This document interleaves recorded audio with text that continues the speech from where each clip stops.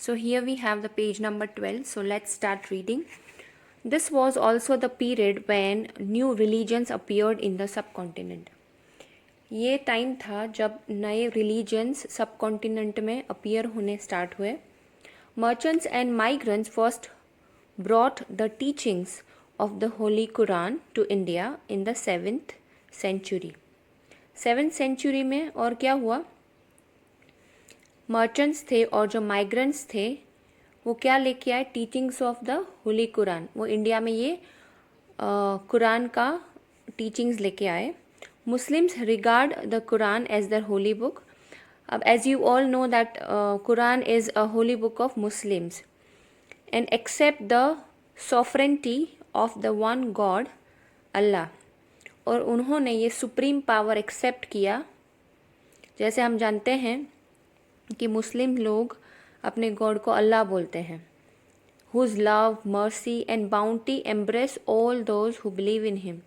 जिनका प्यार, जिनकी दया या जिनकी जेनरोसिटी लोग बहुत विलिंगली एक्सेप्ट करते हैं जो उसमें मानते हैं. Without regard to social background, मतलब फिर वो नहीं सोचते कि वो कौन से बैकग्राउंड से, कौन से सोशल बैकग्राउंड से बिलोंग करते हैं. जैसे कि हमने देखा कि भारत में सबसे पहला रिलीजन जो आया वो मुस्लिम रिलीजन ही आया और उसके बारे में हमने इन्फॉर्मेशन समझी. अभी नेक्स्ट पैराग्राफ में भी यही मुस्लिम रिलीजन के बारे में हम बात करने वाले हैं. So let us start reading. Many rulers were patrons of Islam and the ulama, learned theologians and jurist. अब उस टाइम के बहुत सारे रूलर्स जो थे वो इस्लाम और उलामा के पैट्रॉन्स थे. पैट्रॉन का मीनिंग हमने ऑलरेडी देख लिया है. लर्न्ड थियोलॉजियंस एंड जूरिस्ट, उन्होंने क्या लर्न किया, थियोलॉजियन एंड जूरिस्ट. अब इसका मतलब क्या होता है थियोलॉजियन? थियोलॉजियन का मतलब होता है a person who is expert in theology. That means theology is a study of the nature of God and religious belief. And jurist का मतलब होता है a person who is expert in law. And like Hinduism, Islam was interpreted in a variety of ways. अब Hinduism के जैसे ही इस्लाम को भी interpret किया गया, मतलब उसको समझाया गया अलग अलग वे से बाय इट्स फॉलोअर्स. अब उनके जो फॉलोअर्स थे इस्लाम के, उन्होंने अलग अलग वेज में ये इस्लाम रिलीजन को समझाया.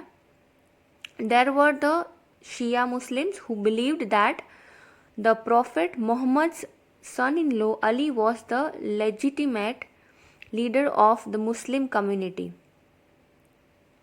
अब यहाँ पे दो टाइप के मुस्लिम्स थे. एक तो थे शिया मुस्लिम जो मानते थे कि prophet Mohammad son in law, जिनका नाम है अली, वो लीडर थे, वो लीगल लीडर थे मुस्लिम कम्युनिटी के.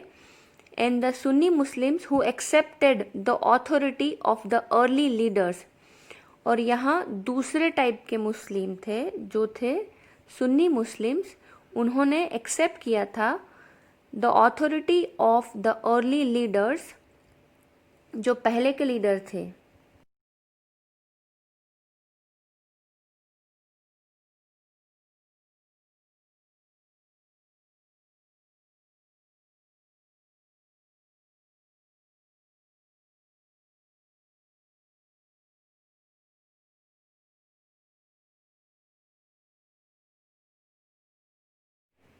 कम्युनिटी के, और उसको बोला जाता था खलीफास. There were other important differences between the various schools of law. दूसरे डिफरेंसेस थे किसके बीच में, various schools of law. Law के जो स्कूल्स थे उसमें भी बहुत सारे डिफरेंसेस थे. Hanafi and Shafi mainly in India, and in theology and mystic traditions. Theology में और मिस्टिक ट्रेडिशंस में भी बहुत सारे डिफरेंसेस थे. Now here we have new topic, thinking about time and historical periods. Historians do not see time just as a passing of hours, days or years as a clock or a calendar.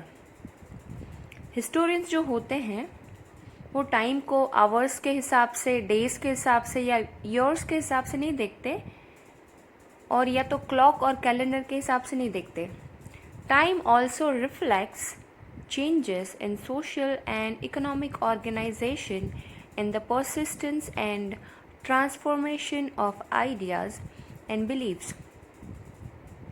अब time के साथ साथ social और economic organisation में भी changes आते गए हैं, उसके परसिस्टेंस में, ट्रांसफॉर्मेशन ऑफ आइडियाज़ में और बिलीफ्स में भी समय के साथ साथ बदलाव आते गए हैं.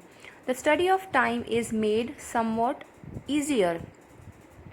टाइम का जो स्टडी है वो कुछ हद तक ईजी हो गया है बिकॉज हमने जो पास्ट है उसको सेगमेंट में डिवाइड किया है, पीरियड्स में, दैट पजेस शेयर्ड कैरेक्टरिस्टिक्स, जो कैरेक्टरिस्टिक्स को शेयर करता है.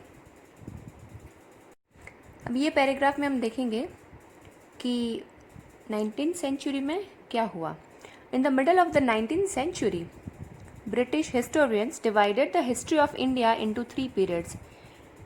इंडिया की हिस्ट्री को 3 पीरियड्स में डिवाइड किया गया, हिंदू, मुस्लिम एंड ब्रिटिश.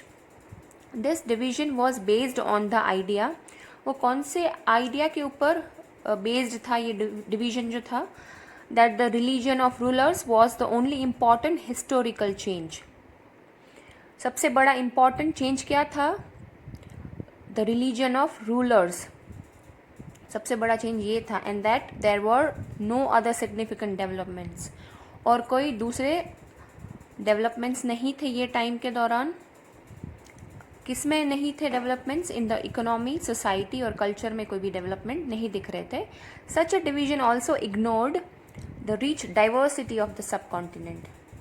अब ये 3 पीरियड्स में जो डिवीज़न हुआ उसकी वजह से जो रिच डाइवर्सिटी थी रिलीजन में, इन टर्म्स ऑफ लैंग्वेज और वॉट एवर, वो इग्नोर की गई.